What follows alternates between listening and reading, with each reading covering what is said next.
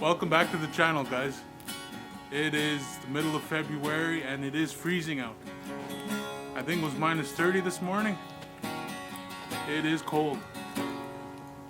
So today we can't do much outside because the camera gear keeps freezing. So I figured I'd just show you guys how to make shavings. Start a fire with shavings. Sorry I haven't been posting too much. It's the camera gear just can't handle this, the weather this kind of year. So yeah, let's get to it.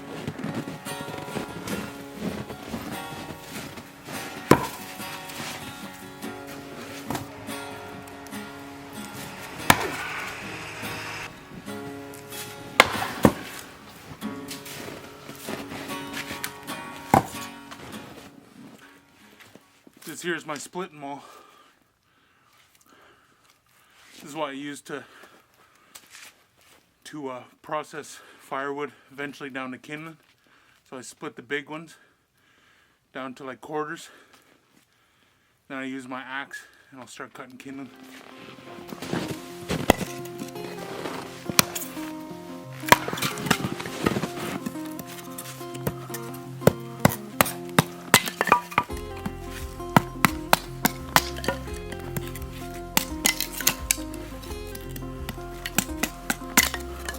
All right, so we got our kindling, and let's get ready to go. I'm just going to show you guys how I make fire with shavings. Why would you want to do this? Well, it's always good practice because you never know when you're going to need it, right? When you're out in the wilderness and it's wet, it's really hard to start a fire.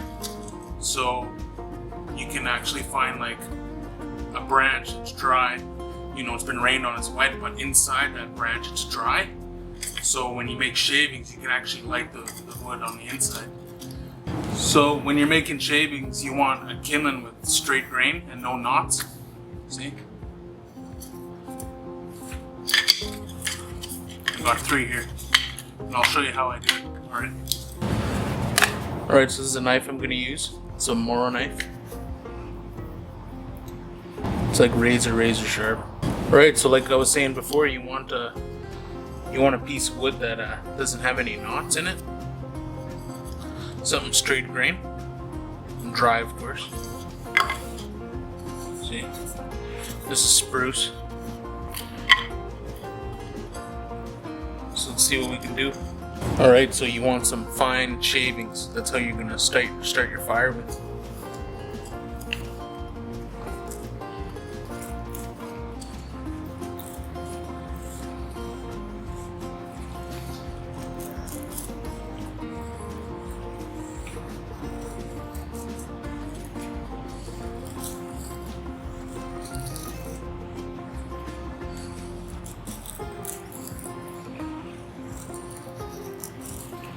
When you start, you'll get a lot of these shavings will fall off, so you get a nice kind of flat edge on it.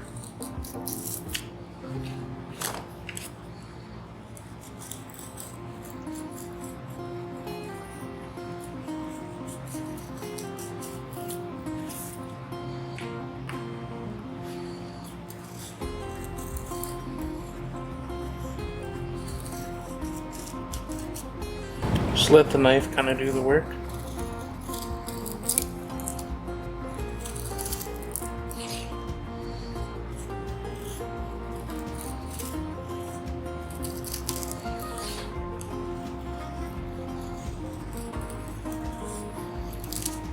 If you notice, I'm like switching, so I'll like start here and I'll rotate around as I'm making my curls, because every time you cut, you have like a flat edge, see, like there, so it's flat, and then you can use that side or that side next time, right?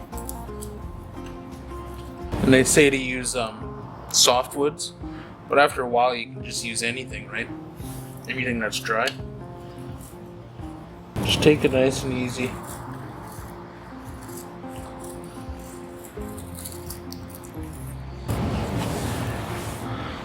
See, look at all those shavings.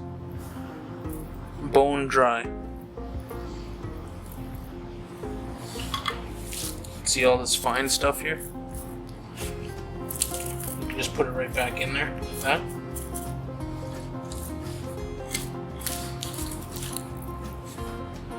You can put your striker right here. You hold it right here, and you use your knife, and you can light your fire like that.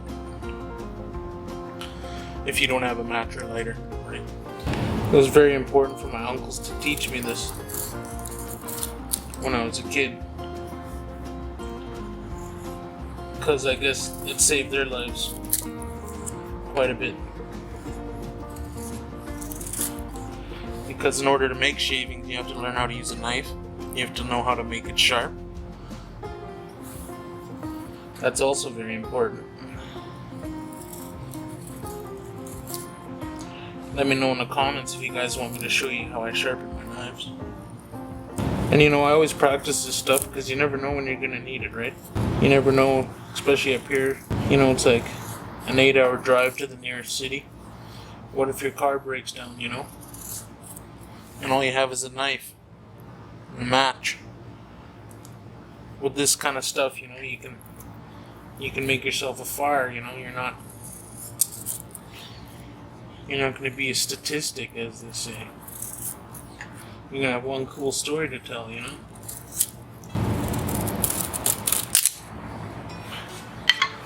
There you go. Look at that. All those dense curls. Just take one match, and that'll light right up. Oh.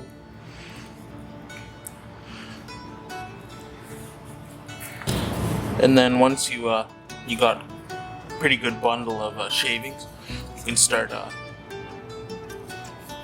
You can put on your kindling to even smaller.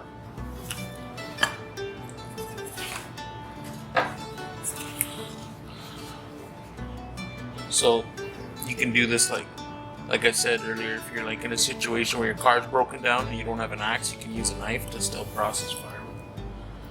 This is called batoning.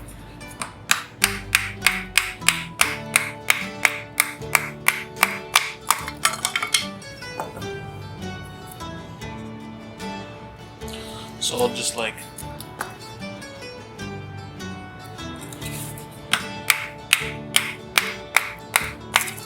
and then you have just like really small kindling, see?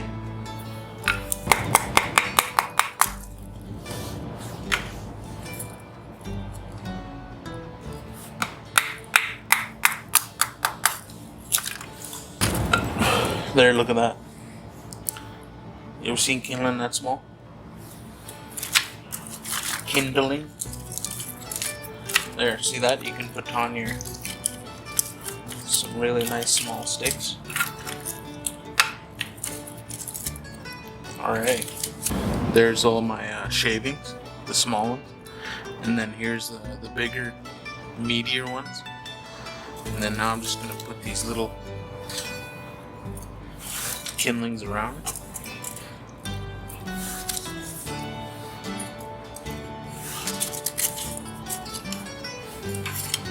See? There you go. So you got the small stuff there, a little bit bigger. Then you got the big kindlings on the outside. I just wanted to show you guys real quick on how to, you know, how to properly use a match. So a lot of people will hold a match like this and they'll apply pressure. And the weakest part of a match is like this way, right? In the middle. You know, like it doesn't take anything to break it, right? Where the strength is in the match is actually on the ends. See? No matter how hard you squeeze, you can't break it, right? So when you're lighting a match, what I do is you hold it like this, and you put the pressure right on the end of that match, like that. So when you strike it, and you'll notice you won't break any more matches. And this will come in handy, especially for like, you know, like scary movie situations where they only have one match left. You know, this might help you in that situation. So if I did this fire right, it should only take one match. So let's see.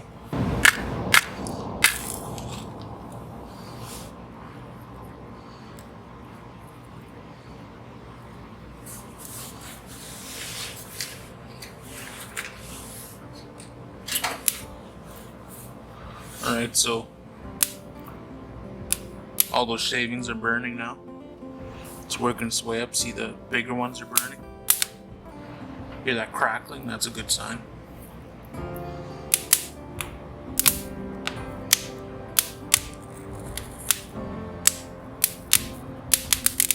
There you go. That's how you use shavings.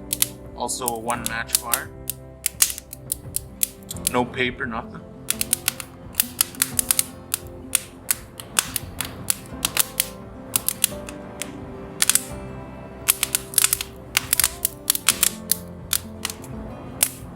And there you go. Alright, so and if you wanted to use your striker, you just see, you get a bunch of really small shavings, you put it there. Just pin this against the cannon like this.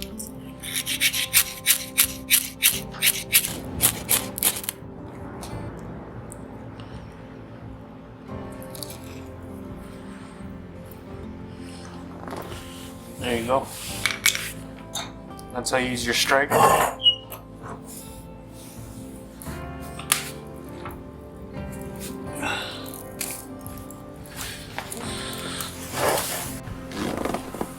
Alright guys, thanks for joining today. I'm not really sure how to get around this cold weather and filming stuff, because I don't think they make cameras for cold weather. Thanks for watching today's episode anyways. Why don't you guys go out and try to make a fire with shavings? Just one match and your skills. At least practice them, and then we'll try it out in the rain come this spring. On a rainy day we'll go and make a fire. Thanks for tagging along, and I'll see you guys on the trail.